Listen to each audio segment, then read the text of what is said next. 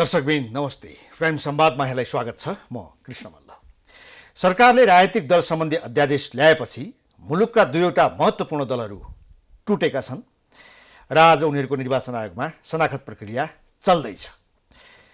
अब नेपालको राजनीतिमा दलहरू फुट्ने या दलहरू जन्मिने यो प्रक्रिया लोकतन्त्रको निम्ति, प्रजातन्त्रको निम्ति कतिको समन्वयकारी, कतिको सहयोगी र यसले नेपालको प्रजातन्त्रलाई कतिको बलियो बनाउला या कमजोर बनाउला भन्ने प्रश्नहरूमा छलफल चल्दै आएको छ। तर पछिल्लो समयमा जसरी नेकपा एमाले र जनता समाजवादी पार्टी जसपाभित्र विग्रह देखिएको छ, यसले ल्याउन सक्ने तत्कालिक र दूरगामी प्रभावहरू के हुन सक्छन् त्यसमा केन्द्रित हुन गइरहेका छौँ र यसको निम्ति राजनीतिक विश्लेषक जय निशान्त हामीसँग हुनुहुन्छ। स्वागत छ यहाँलाई। धन्यवाद। अब सिधै मैले भर्खरै भने जस्तै नेकपा एमाले लामो समयदेखि सत्तामा पनि रह्यो। प्रमुख प्रतिपक्षमा त्यसको एउटा पक्ष छ, संस्थापन पक्ष, र एउटा पक्षले सरकारलाई समर्थन गरेर आज शनाखत हुँदैछ, जाँदैछ। यो दलहरू टुक्रिने, जन्मिने यी चिजहरू जो हामी देखिरहेका छौँ, मैले भने जस्तै यो नेपालको निम्ति, नेपालको भाग्यको निम्ति, नेपालको राजनीतिको निम्ति, लोकतन्त्रको निम्ति, प्रजातन्त्रको निम्ति यो कुरा चाहिँ सहयोगी हो अथवा यो घातक विषय हो? यो सुखद होइन। यो लोकतन्त्रको लागि, देशको लागि, जनताको हितको लागि, विकासको लागि, शान्तिको लागि, समृद्धिको लागि कुनै पनि दृष्टिकोणले यो सुखद होइन। हुन त लोकतन्त्रमा दलहरू फुट्नु भनेको, जुट्नु भनेको, नयाँ दल निर्माण हुनु भनेको एक हदसम्म स्वाभाविक मानिन्छ। तर नेपालको अहिलेको वर्तमान अवस्थामा र विगतको केही समयदेखि जुन तरिकाले, जुन आधारमा र जुन उद्देश्यले दलहरू टुटिरहेका छन्, फुटिरहेका छन्, त्यो सुखद सङ्केत होइन। यसले हाम्रो लोकतन्त्रलाई धरापमा पार्ने निश्चित छ। सबभन्दा ठुलो कुरो के हो भने दल टुटेको हो, किन टुटेको हो, त्यसको केही वैचारिक धरातल त चाहियो, केही सैद्धान्तिक आधार त चाहियो, कुनै एउटा राजनीतिक संस्कार पनि त्यसमा देखिनु पर्यो। यी सबै कुराहरू चाहिँ नितान्त अभाव छन् त्यहाँ। त्यसैले यो दलहरूको जुन टुट्ने, फुट्ने, जुट्ने अनि फेरि फुट्ने अनि फेरि जुट्ने जुन प्रक्रिया छ, यसले हाम्रो झन्डै 70 वर्षको लोकतान्त्रिक अभ्यास भनौँ, बिचको 30 वर्षको पञ्चायतकाललाई छोडिदिनु हो भने त्यसबाट हाम्रा दल र हाम्रा राजनीतिज्ञहरूले लेसन लर्न गरेका छैनन् कि भन्ने आभास हुन्छ। ठिक छ। अब यो वान बाई वान नै सुरु गरौँ, नेकपा एमालेबाटै सुरु गरौँ। नेकपा एमाले फुट्नुको दोषी को र यो किन फुट्यो? समग्रमा नेकपा एमाले अनि त्यसपछि जुन फुट्ने क्रम अहिलेसम्म छँदैछ, मलाई लाग्छ कि यसमा राजनीतिक दलभन्दा पनि बढी केही व्यक्ति विशेषहरूको राजनीतिक महत्त्वाकांक्षाले बढी काम गरेको छ र अरूको नेतृत्व धेरै लामो समयसम्म सहन नसक्ने यस्ता खालको पनि हामी कहाँ राजनीतिक संस्कार एउटा उत्पन्न भएको छ। 5 वर्षको कालखण्ड भनेको कतिपय नेताहरूको लागि बडो असह्य हुँदो रहेछ। 5 वर्षमा पर्खिने, 5 वर्षमा त पर्खिन सकिँदैन, त्यसैले बिचमै केही गर्ने हो कि भन्ने हिसाबले पनि। त्यसैले मलाई लाग्छ कि व्यक्ति विशेषमा नगइकन समग्रमा प्रवृत्तिको कुरा गर्ने हो भने नेकपा एमाले भनौँ अथवा नेकपा भनौँ अथवा अरू दलहरू पनि भनौँ, यो व्यक्तिको महत्त्वाकांक्षाको कारणले बढी फुटेको हो। यसको पछाडि हामीले विचारको खोजी गर्ने हो भने, सिद्धान्तको खोजी गर्ने हो भने खासै केही पाइँदैन त्यस्तो। अब व्यक्तिको महत्त्वाकांक्षाको कुरा गर्दा हुन त यहाँले व्यक्तितर्फ नजाउँ भन्नुभयो, तर व्यक्तिका बारेमा चर्चा नगरिकन यो प्रवृत्ति चाहिँ छिरफार नहुँदो रहेछ। अब दुईवटा महत्त्वपूर्ण व्यक्ति, अध्यक्ष केपी शर्मा ओली र अर्का नेता माधव नेपाल, यो दुईजनामा को जिम्मेवार भन्ने भयो। एउटा अचम्मको दृष्टान्त के भयो भने, जसले जिन्दगीभरि नेकपा एमाले बिगारेको केपी ओलीले हो भने, केपी ओलीका कारण मुलुकको लोकतन्त्र सङ्कटमा पर्यो भने, उनी प्रतिगमनका मतियार नाइके भयो भने, ती व्यक्तिहरू जो माधव नेपालसँग थिए, माधव नेपाललाई नेता मान्थे, अन्ततः हिजो गएर अब ओलीसँग बसेका छन्। प्रवृत्ति यस्तो देखिएको छ होइन। यो दुईजनामा हिजोसम्म ओली दोषी भन्नेहरू अब विभाजनको दोष माधव नेपाललाई दिइरहेका छन्। हामीले यी प्रवृत्तिहरू र यी घटनाक्रम हेर्दाखेरि कुन पात्रको के दोष देखिन्छ र यी प्रवृत्तिहरू चाहिँ यसमा कसरी भए? अब यसमा केपी ओली र माधव नेपाललाई मात्र पनि हामीले हेर्नु हुँदैन, त्यसमा हामीले प्रचण्डजीलाई पनि मिसाउनुपर्छ। किनभने यो क्रमको सुरुवात त धेरै पहिलेदेखि नै भएको हो। त्यसो हुँदाखेरि उहाँहरूको आफ्नो दलभित्रको जुन समस्या थियो त्यो दलभित्रै समाधान गर्नुपर्ने, त्यो नगरिकन उहाँहरूले ती सारा समस्याहरू संसदमा ल्याउनु भयो, सडकमा ल्याउनु भयो हैन, र आम जनताको दैनिक चासोको विषय बनाइदिनु भयो। त्यो भनेको उहाँहरूको राजनीतिक अपरिपक्वता हो। खास त्यस्तो गर्ने हुँदैन थियो। दलहरूभित्रको जुन कुरो थियो, दलहरूभित्र कुनै खेमा विशेष, गुट विशेष, व्यक्ति विशेषसँग यदि कुनै असन्तुष्टि थियो भने दलभित्रै त्यसलाई समाधान गर्नुपर्ने खालका बाटाहरू छन्। थिएनन् भने पनि त्यो पहिले आउनुपर्छ, त्यो खोज्नुपर्छ त्यो। त्यसैले उहाँहरूले आफ्नो घरभित्रको समस्या बाहिर ल्याउनु भयो र त्यसको परिणाम भनेको संसदसम्म मात्र भएन, संसद विघटनमा मात्र गएर टुङ्गेन, तपाईँको अरू दलहरू पनि टुट्ने फुट्ने क्रम सुरु भयो। त्यसैले समग्रमा मात्रात्मक रूपमा अब को कति प्रतिशत भनेर भन्यो भने त्यो खोजीको विषय होला, त्यो अनुसन्धानको विषय होला, तर समग्रतामा हेर्ने हो भने उहाँहरू तीनैजना दोषी हुनुहुन्छ। उहाँहरूले दलको आन्तरिक विषयलाई सार्वजनिक चासोको विषय बनाउनु भयो, संसदको विषय बनाउनु भयो, जुन कि उहाँहरूले बनाउनु हुँदैन थियो होला। किन दलको कुराहरू चाहिँ संसदसँग जोडिँदैन, देशसँग जोडिँदैन, त्यसले जनतासँग जोडेका कामहरू गर्दैन र? हैन, हाम्रो यो आन्तरिक मामिला हो भनेर भित्रै मात्र राख्न सकिन्छ र त्यसरी? अब यस्तो छ, एउटा दल विशेष भनेको तपाईँको देशको एउटा कन्स्टिट्युएन्सीलाई उसले प्रतिनिधित्व गरिरहेको हुन्छ। एउटा वर्ग विशेष, एउटा समूह विशेष, उहाँको मतदाताको जुन जमात छ त्यसलाई प्रतिनिधित्व गरिरहेको हुन्छ। त्यसैले उहाँहरूको दलको आन्तरिक विषय भनेको उहाँहरूको नेता, उहाँहरूको कार्यकर्ता, उहाँहरूको समर्थक, उहाँहरूको शुभचिन्तकसम्म सीमित रहन सक्छ।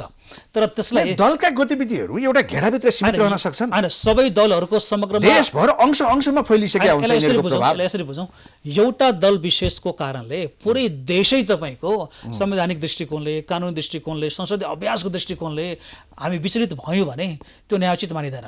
त्यो दलको आन्तरिक समस्या, तपाईँको घरमा दुईजना दाजुभाइको हो झगडाले गर्दाखेरि पुरा टोलै थर्किने, तपाईँको गाउँै थर्किने, तपाईँको सहरै अस्तव्यस्त हुने, त्यस्तो गर्नुपर्ने, त्यस्तो त गर्नु भएन नि। समस्या कहाँ भइदियो भने हामी दुई दाजुभाइ बीच झगडा भयो आफ्नो ठाउँमा छ, तर समाजका विभिन्न जिम्मेवारीहरू पनि हामीसँग जोडिएका भए। त घरभित्र सुल्झाउनुहोस्, तपाईँहरूको आपसमा संवाद राम्रोसँग भइरहेको छैन भने तपाईँ कानुनी सहयोग लिनुहोस्। घरभित्र झगडा हो नि तपाईँको, त्यसले छिमेकीलाई पनि मुछ्ने, टोलैले मुछ्दिने, अनि पुरा अस्तव्यस्त गरिदिने त्यो अधिकार तपाईँसँग छैन। त्यसैले दलहरूको पनि आन्तरिक झगडा हो भने उहाँहरूले आफ्नो दलभित्रै त्यसलाई निम्टान पार्नुपर्ने थियो। उहाँले सार्वजनिक गर्नुभयो, संसदलाई विचलित गर्नुभयो, संविधानलाई पनि उहाँहरूले विचलित गर्नुभयो, सम्पूर्ण कानुनी व्यवस्थालाई विचलित गरिदिनु भयो। त्यो अत्याधिक स्वार्थी प्रवृत्ति भयो, त्यस्तो गर्नु हुँदैन। त्यस्तो गर्ने छुट भनेको लोकतन्त्रमा कसैले हुँदैन। अब प्रचण्डलाई यहाँले मिसाउनु भयो, प्रचण्ड त एमालेका होइनन्, हिजो नेकपा हुँदा उनी आए, हैन, तर उनको सुरुवातमा भूमिका के रह्यो उनको? होइन, आखिर सुरुवात भनेको त पहिले यसो हेर्दाखेरि त केपी ओलीजी एकातिर अनि प्रचण्ड र माधव नेपालजी अर्कोतिर, त्यसपछि प्रचण्डजी छुट्टिनु भयो र बाँकी बच्चेको झगडा भनेको केपी ओली र माधव नेपालको झगडा जस्तो देखियो। अब यो भनेको फेरि यी टुङ्गिन्छ या अगाडि बढ्छ त्यो पनि हेर्नै बाँकी छ हामीले। त्यसैले व्यक्ति व्यक्तिको पछाडि हामी दगोर्यौँ। कारण के रहेछ? त्यही अघि नै मैले भने, यो अत्याधिक सत्ता आसक्ति, आफू बाहेक अरूलाई नेतृत्वमा हेर्न सक्ने त्यो आन्तरिक क्षमता नै वृद्धि नभएको र बिल्कुलै म केन्द्रित राजनीति गर्न खोज्यो भने यस्तै हुन्छ। तपाईँले समग्रमा भने पनि म नामै लिएर भन्छु, प्रचण्ड, ओली र माधव नेपालमा चरम सत्ताको आसक्ति देखियो तीनैजनामा। त्यो वाक्य तपाईँले बोल्दाखेरि त्यसलाई काट्नुपर्ने कारण म देख्दिनँ। अब मैले एउटा प्रवृत्ति अघि पनि इङ्गित गरेको थिएँ, जो नेकपा एमालेमा कम्युनिस्ट आन्दोलनमै एउटा प्रभावशाली नेताहरूका रूपमा चिनिने, एकाडेमिक नेताहरूका रूपमा चिनिने, वैचारिक नेताहरूका रूपमा चिनिने, होइन, माधव नेपाललाई सधैँ साथ दिए, उचाली यहाँसम्म पुर्याए, अन्त्यमा किन धोका दिए होलान् भन्नु त? यो भनेको फेरि त्यस्तै हो। अब कुनै व्यक्तिको अथवा केही व्यक्तिहरूको समूहको स्वार्थ अहिले कतातिर देखिएको छ, उहाँहरू कतातिर आफूले बढी सुरक्षित महसुस गर्नुहुन्छ।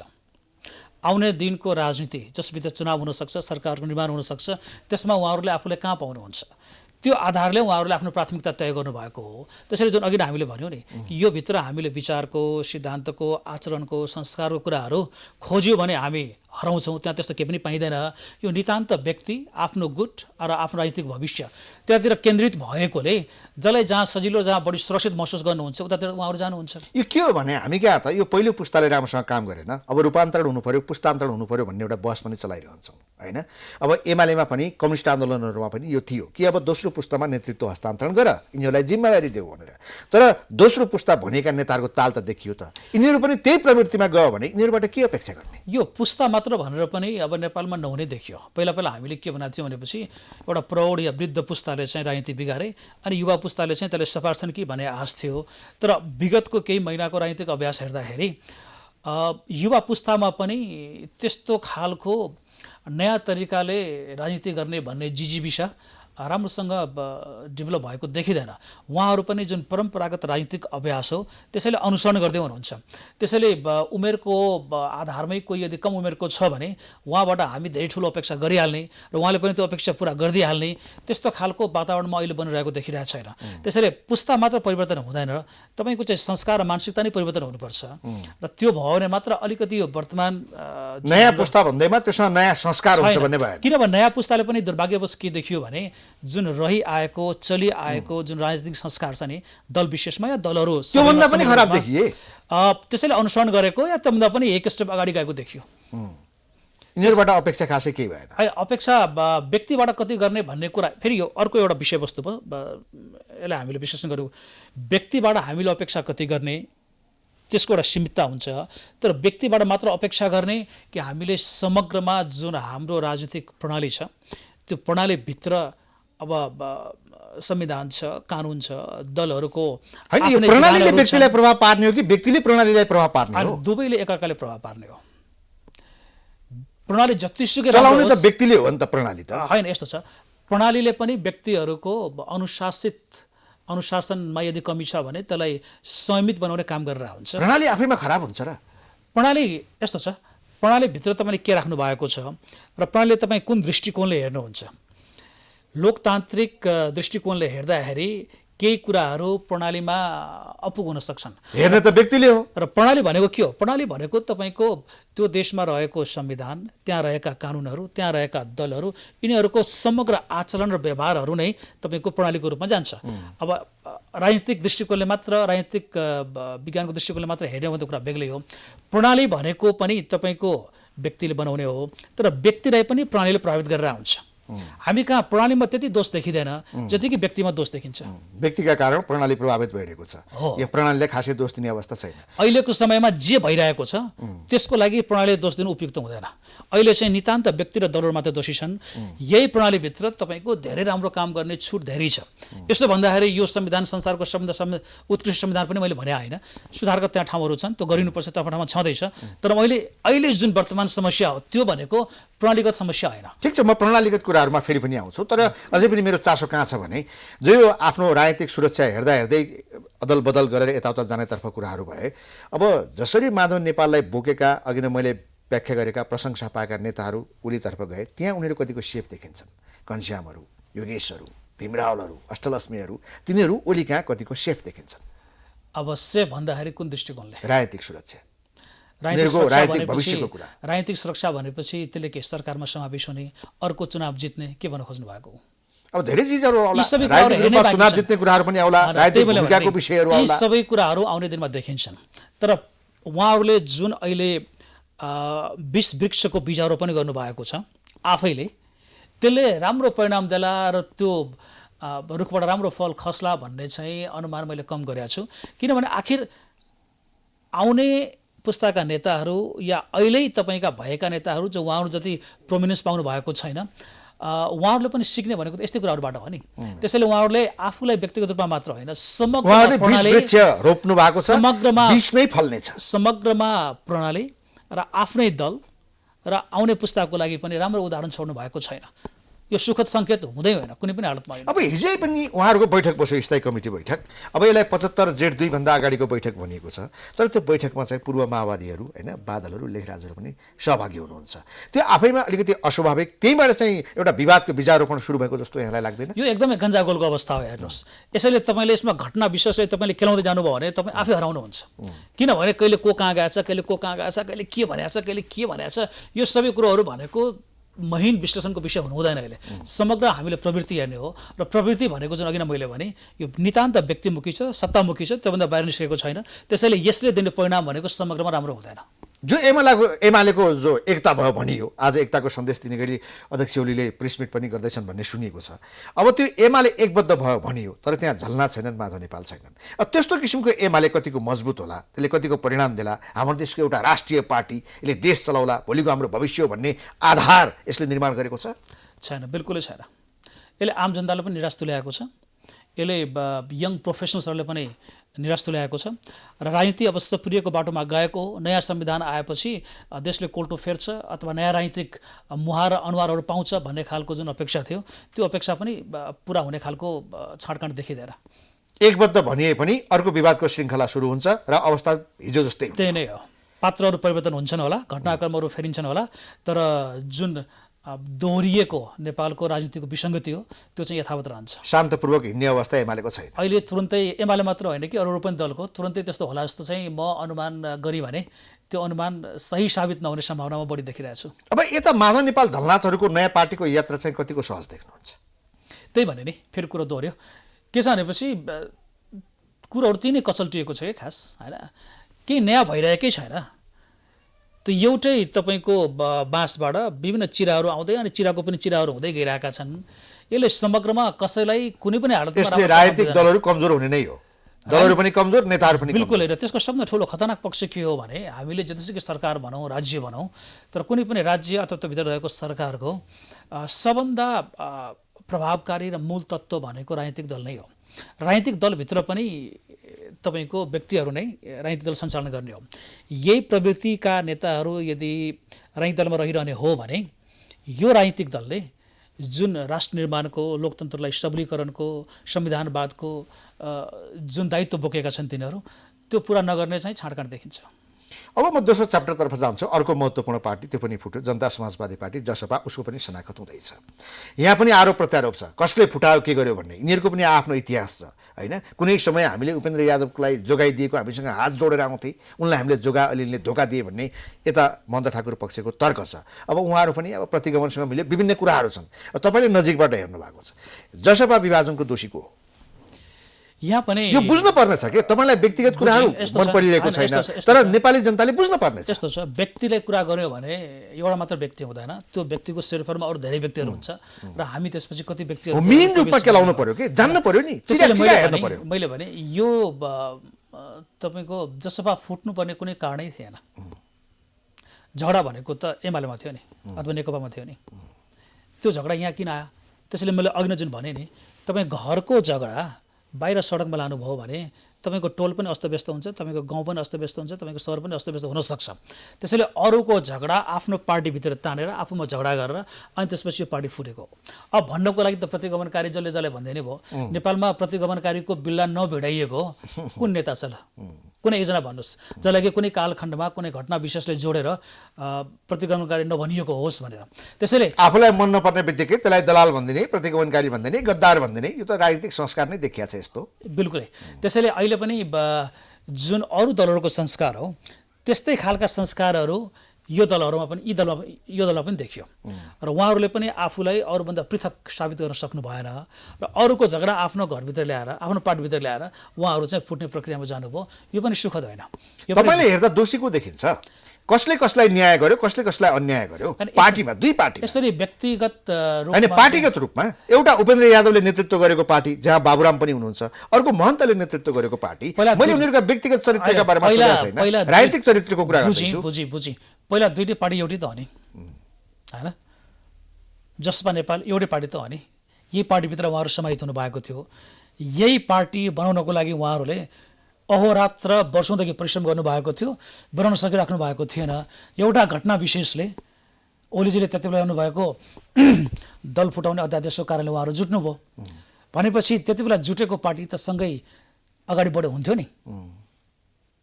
फेरि अर्को अध्यादेशले उहाँहरू फुट्नुभयो भनेपछि यो दुईवटा अध्यादेशको बिचमा के भयो? दुईवटा अध्यादेशको बिचमा आरोप प्रत्यारोप भए, एकले अर्कालाई अविश्वास नगर्ने खालको त्यहाँ वातावरण बन्यो। त्यो भित्र को सरकारमा जाने को सरकारमा नजाने कुरोहरू पनि अलिकति आएको हुनसक्छ। त्यो त्यति प्राथमिक कारण म देखिरहेको छैन, तर त्यो पनि हुनसक्छ आंशिक रूपमा। समग्रमा के हो भने आफ्नो राजनीति सही तरिकाले सन्तुलित रूपमा लोकतान्त्रिक आचरण संस्कार र व्यवहारका साथ सञ्चालन गर्न सकिएन भने र सानो सानो खेमामा गुटमा र त्यही गुट र खेमाको स्वार्थमा लटपटियो भने यस्तो खालको परिणामहरू देखिन्छ। त्यसैले केही हदसम्म जुन कारणहरू अरू दलमा देखिएका थिए, खास गरी नेकपामा त्यस्तै खालका कारणहरू यहाँ पनि देखिए व्यक्तिगत रूपमा। अब यसरी जाउँ, मुद्दाका हिसाबमा र जनाधारका हिसाबमा को बोलियो छ? यो त समयले बताउला, तर यसलाई कम्तीमा के भन्न सकिन्छ भने मन्त ठाकुरजी भनेको अब एउटा संस्थाको रूपमा उहाँ अगाडि आइसक्नु भएको छ। अहिले नेपालको समकालीन राजनीतिमा देखिएका नेताहरूमध्ये राजनीतिक इमान्दारिताको हिसाबले उहाँको कद सबभन्दा अग्लो छ। यसमा धेरै विवाद छैन।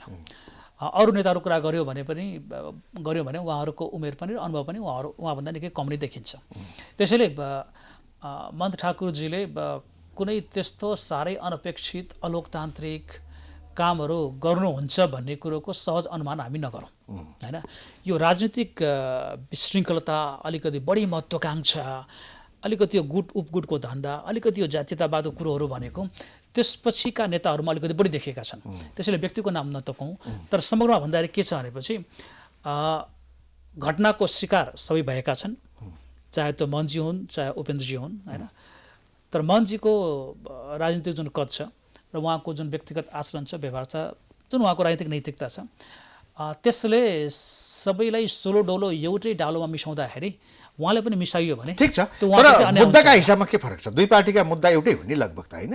हुनुपर्ने एउटै हो। देखिन्छन् पनि एउटै। सरकारसँग समझदारी गर्दा अथवा अन्य राजनीतिक दलसँग हिजो आफ्ना माग मुद्दाका कुराहरू हुँदाखेरि त खासै पृथकता त्यहाँ थिएन।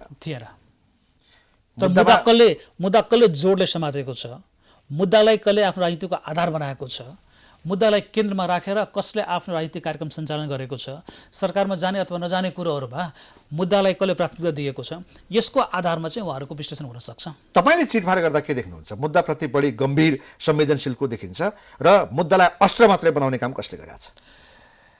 अब समग्रमा जुन नेपालमा विभिन्न चरणका आन्दोलनहरू भएका थिए, त्यसमा एउटा महत्त्वपूर्ण आन्दोलन भनेको मधेसी आन्दोलन हो। त्यो पनि तपाईँको 2-3 चरणमा त्यो पनि आन्दोलनहरू भएको थियो। आन्दोलनको अवस्थासम्म हेर्दाखेरि कुनै पनि नेतालाई मुद्दाको हिसाबले उहाँ कमजोर अथवा चाहिँ अरू मजबुत भनेर भन्न मिल्दैन। तर त्यसपछि उहाँहरूले जुन तरिकाले राजनीति सञ्चालन गर्नुभएको छ, खास गरिकन आफ्नो दलीय राजनीति, त्यसले हेर्दाखेरि जुन तरिकाले राजनीति गर्दाखेरि सबै जनताहरू जुट्छन्, एउटै छातामुनि सबै आउन सक्छ, मुद्दाले प्राथमिकता पाउँछ, एउटा मुद्दामा सबैजना एकजुट भएर चाहिँ अरू दललाई अथवा चाहिँ सरकारलाई दबाब दिन सकिन्छ, त्यो गर्ने काममा चाहिँ उहाँहरू चुक्नु भएको छ। र यो चुकाइको क्रममा चाहिँ यसले अर्को तरिकाले बुझौँ, अहिलेको समयमा महन्तजी र उपेन्द्रजीको कुरा गर्दाखेरि उहाँहरू दुईटा भिन्न स्कुलिङबाट आउनुभएका नेताहरू। मनजी भनेको अलिकति लोकतान्त्रिक संस्कार भएको राजनीतिक दलबाट बढी आउनु भएको छ। त्यो समूह नै उहाँको त्यस्तो छ। उपेन्द्रजीको चाहिँ वामपन्थी राजनीति अलिकति बढी रुझान छ। त्यसैले उहाँहरू एउटै पार्टीमा रहेर एउटै पार्टी सञ्चालन गरेर समग्रमा अगाडि बढ्ने भनेको यसको सम्भावना सुरुदेखि नै कम थियो। त्यसैले सुरुदेखि नै उहाँहरूले जुन तपाईँको पार्टीको एकीकरण गर्नुभएको थियो, त्यति बेला नै धेरैले आशंका व्यक्त गरेका थिए र मलाई पनि त्यति बेला शङ्का लागेको थियो कि यो तरिकाले पार्टी एकीकरण हुँदाखेरि चाहिँ यसको भविष्य त्यति निश्चित हुँदैन। किनभने उहाँहरू बिल्कुलै दुईटा फरक खालको एलिमेन्ट्सहरू हो। तपाईँले दुधमा चिनी मिसाउनु भयो भने मिसिन्छ हैन, त्यो दूध र तेल भनेको मिसिन्छ र उहाँहरू वैचारिक रूपले नै दुईटा अत्यन्तै भिन्न व्यक्तिहरू। हामी कहाँ एकदमै धेरै गरिन्छ सैद्धान्तिक रूपमा। अब कहिलेकाहीँ वाम ध्रुवीकरणको कुराहरू, यिनीहरू डेमोक्रेटहरू होइन, डेमोक्रेटहरू एक ठाउँमा उभिन्छन्, वामहरू एक ठाउँमा उभिन्छन् भन्ने तर्क पहिलेदेखि आएको र अहिले पनि अब फेरि राजनीतिक ध्रुवीकरण हुन्छ भन्ने कुरा गरिन्छ। प्रजातान्त्रिक समूहहरू एक ठाउँमा उभिएला, वामहरू एक ठाउँमा उभिएलान् भनेर। तर वामहरू आपसमा एक शब्दका लागि टुक्रिएको अवस्था छ। आज पनि वाम शक्तिहरू एक ठाउँमा उनीहरू एकबद्ध हुन सकेका छैन। बरु यो नमिल्दा शक्तिहरू एक भएको देखिन्छ। अहिले पनि सत्ता गठबन्धन हेर्नुहोस्, कहाँको काङ्ग्रेससँग मिलेर बसेका छन्। तर कुरा के गरिरहेका छन्? माधव नेपाल पनि प्रचण्ड पनि फेरि पनि वाम ध्रुवीकरणको, वाम एकताको उहाँहरू कुराकानी गरिरहनु भएको छ।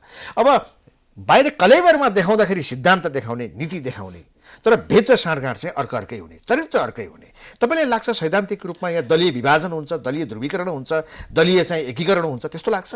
अहिले नेपालको राजनीति भनेको वैचारिक शून्यताको अवस्था हो। कुनै पनि राजनीतिक दलको यस्तो खालको राजनीतिक विचार हो र त्यही राजनीतिक विचारको आधारमा उहाँहरूको सिद्धान्त र व्यवहार छ भनेर तपाईँले भन्नुभयो भने तपाईँ त्यसले प्रमाणित गर्न सक्नुहुन्न। सबै दलहरू अहिले राजनीतिक शून्यताका अवस्थामा छन्। सबै दलहरू भनेको अहिले पोलिटिकल एन्टरप्रेन्योर्स भन्छ त्यसलाई। उहाँहरू चाहिँ राजनीतिक उद्यमी हुनुहुन्छ।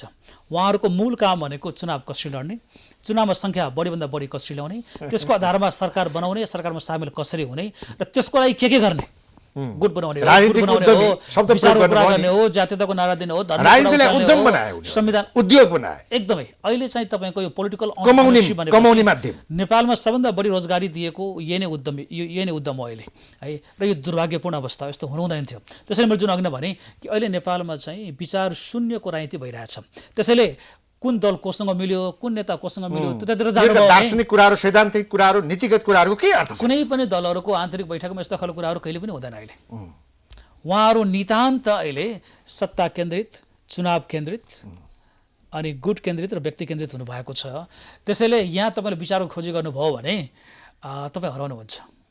विचारको कुरा, नीतिको कुरा, सिद्धान्तको कुरा त फेरि हरेक पार्टीमा व्यापक हुने गर्छ। नगरेका राजनीति नहुनुपर्ने हो, तर नभएकोले राजनीति गरिएकोले अहिलेको अवस्था आएको। यो सबै कुराले त जो हामी यो संविधान भन्छौँ, अघि नै सुरुमा हामीले कुराकानी गरेको जस्तो एउटा प्रणाली भन्छौँ, हामी त दलीय प्रणालीमा छौँ, संसदीय प्रणालीमा छौँ होइन। यो अझ यो संविधानमाथि खतराको कुरा पनि हामी बेला मौकामा गर्छौँ। अघि नै तपाईँले पनि संविधानको पूर्णताको विषय उठाउनु भएको छ। कतिपय यो व्यवस्थाको विरुद्धमा लागेका शक्तिहरू पनि यहाँ धेरै छन्। यो व्यवस्थालाई हटाएर नयाँ ल्याउनु पर्यो भन्ने एउटा फ्रस्ट्रेसन पनि हाम्रो समाजमा देखिन्छ। यो सबै कुराले गर्दा अबको हाम्रो राजनीतिक भविष्य, यो व्यवस्थाको भविष्य, यो संविधानको भविष्य र स्वयं दलहरूको भविष्य, नेताहरूको भविष्य के देख्नुहुन्छ? अब लोकतन्त्रमा निर्णयको प्रक्रिया के हुन्छ भने कुनै अमुक कालखण्डमा त्यति बेला भएको त्यो सन्दर्भमा त्यति बेला जुन निर्णायक व्यक्ति अथवा दल या नेताहरू छन्, उहाँहरूमा जसले बहुमत साबित गर्न सक्यो त्यसको आधारमा त्यति बेलाको लोकतान्त्रिक निर्णय देखिन्छ। तर त्यो कालजयी हुन्छ, सधैँ त्यो हुन्छ भन्ने छैन।